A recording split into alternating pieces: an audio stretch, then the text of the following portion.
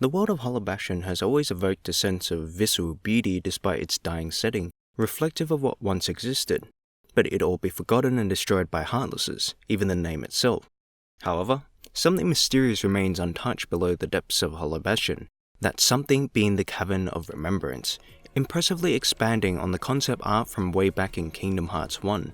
And with so much buried history behind this world, from Radiant Garden, Ansem, Kairi, to potentially more, this was the perfect place to add such a perplexing and challenging setting, one that tests everything you had to reap its reward.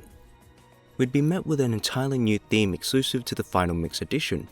There's an air of mystery and dreaminess within its slow, haunting yet alluring strings, with electronic sounds that provide a futuristic touch, complemented by a serene piano melody, perfectly appropriate for the setting's enigmatic, elegant and technologically advanced architecture, as if the players are about to uncover some hidden lore.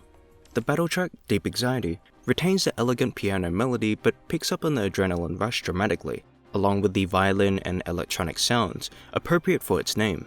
And with such an advanced architecture, at least later on, suitably came by far the most satisfying and challenging platforming setting of the entire game and franchise, one that utilized all your combat movement mechanics you've already become familiar with, but used in a completely different context to navigate the terrain, forcing the players to adapt in creative manners. Unlike any other area in the game where it was treated as a flat combat arena with little to no platforming, this entire subworld is platforming focused. As soon as you walk into this area, you're granted a warm welcome by some familiar foes, stronger new versions of enemies you previously encountered with fan favorites like Mad Ride, a stronger, more hellish version of the Hot Rod, and Magic Phantoms with new defenses and more aggressive than ever. This place is shrouded in so much mystery and brings up questions like why and how are these newer enemies here? Once you dispatch this plethora of enemies, the real fun begins. The architecture of this place encourages exploration and to finally utilize our wonderful movement options given to us. Conceptually, this place stands out so much because of how out of place it is. It's similar to the Pit Toss dungeon in Final Fantasy XV, whereas the entire game is combat focused and has no incentive for platforming or anything of the like. However, Cage 2 controls much better platforming-wise than Final Fantasy XV, but they both contain the same level of frustration, for different reasons. One of the best parts of Cavern is the nuance of guiding the player along through the balloons scattered through the area and the little obstacle courses in between each battle segment. The formula for the first half of Cavern works mostly like this: platforming section, force battle, platforming section, and another force battle. These platforming sections range from big open areas like the entrance or smaller little obstacles with the corresponding color balloon of the respective drive form ability needed to traverse it. Speaking of which, I hope you've been leveling your drive forms, as without some fully leveled like Master or Final, traversing this place will be nigh impossible.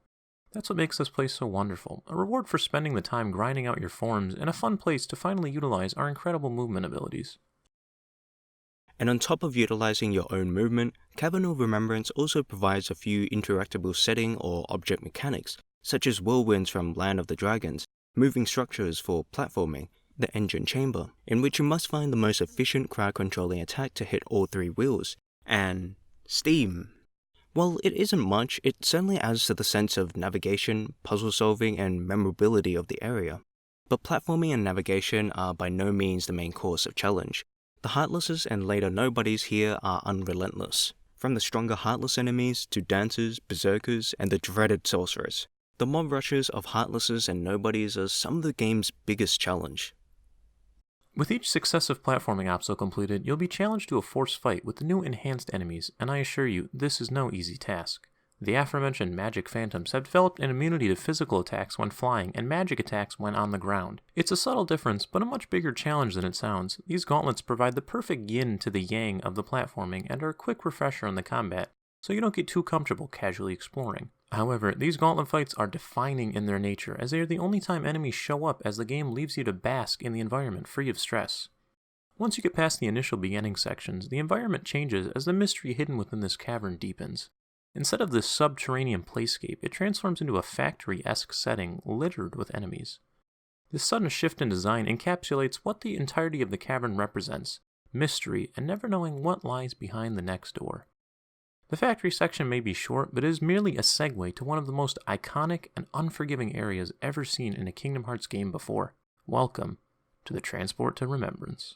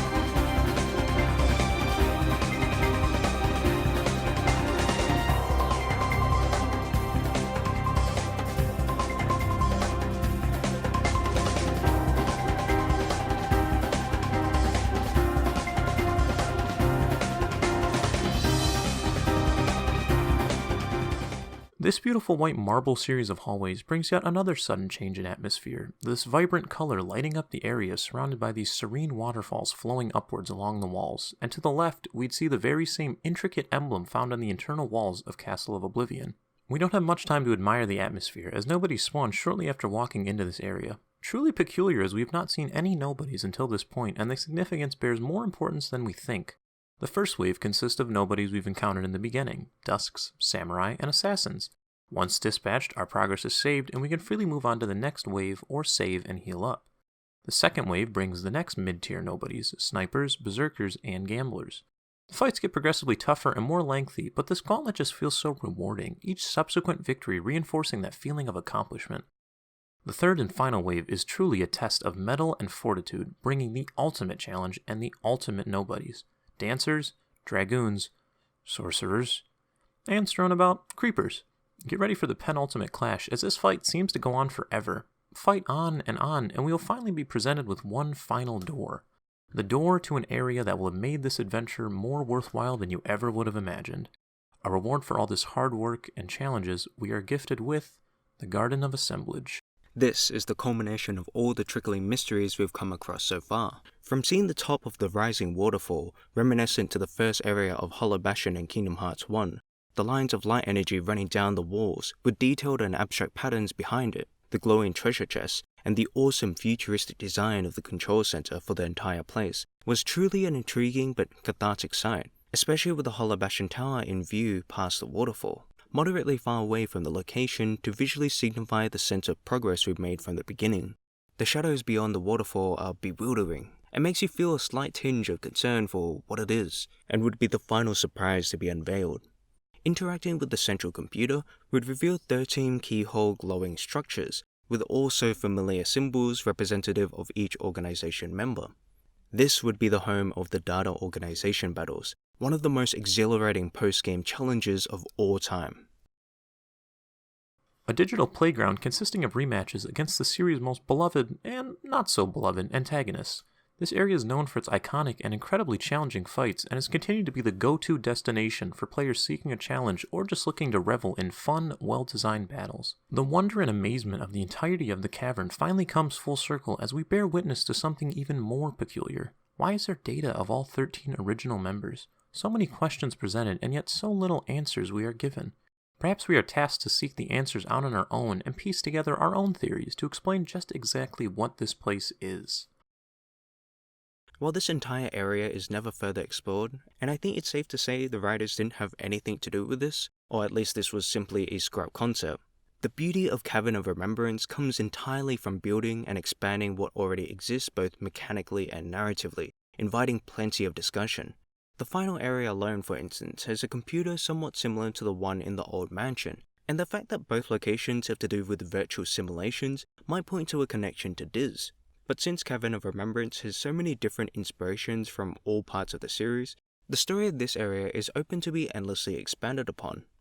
With such an intriguing, creative, and wonderfully expansive setting, reminiscent to Castle Oblivion, The World That Never Was, and Hollow Bastion, all extraordinary original worlds, mind you, begs the question of what exactly we'll be getting in Kingdom Hearts Remind, and more specifically, Scarlet Kylum. Scarlet Kylum was among our personal and major disappointments of the game, but like Hollow Bastion might have been disappointing in the base game for limiting exploration, access to the castle, and all of Villain's Vale, maybe Scarlet Kylum's expansion can open up new possibilities of exploration, much like Cavern of Remembrance. There is an entire, fully realized yet untouched culture to be foreseen, and if Remind wants to match or even surpass the final Mix Edition, at least in intrigue and narrative relevance, the potential is limitless. And come now, that would be a huge missed opportunity to further hint and foreshadow the future saga of the series.